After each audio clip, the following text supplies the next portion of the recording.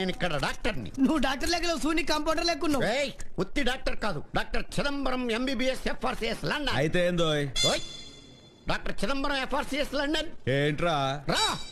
Doctor Chidambaram FRCS London. సర్లే బే మొదటిదే better. కార్లోకి వచ్చావు. ఇప్పుడు ఇక్కడ చేరాలంటే ఏం చేయాలి?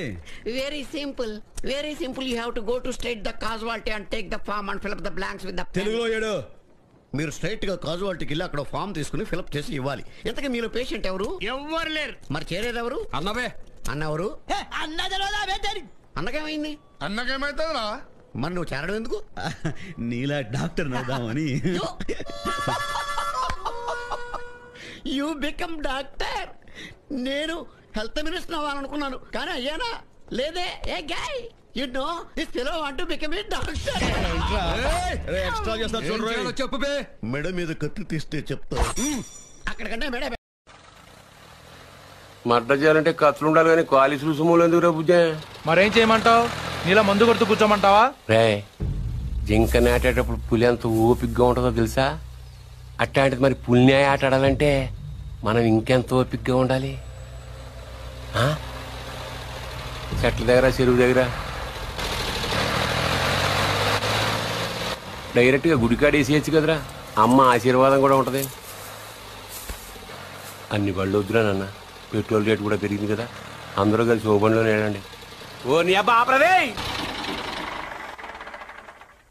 ఎవరిది ఇల్లు? నాదే. నీదా? యా. ఏంటి నీదా? అవును. గాడిద గుడ్డేం కాదు.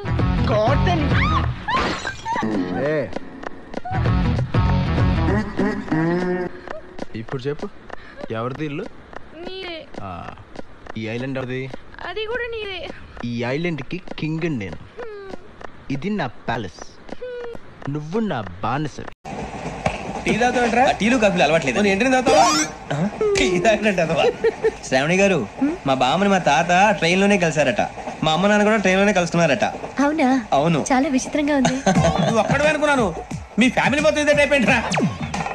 ఆ చూపేంట్రా, అడు చూడు. వాళ్ళ మాటలకి వెళ్ళండి.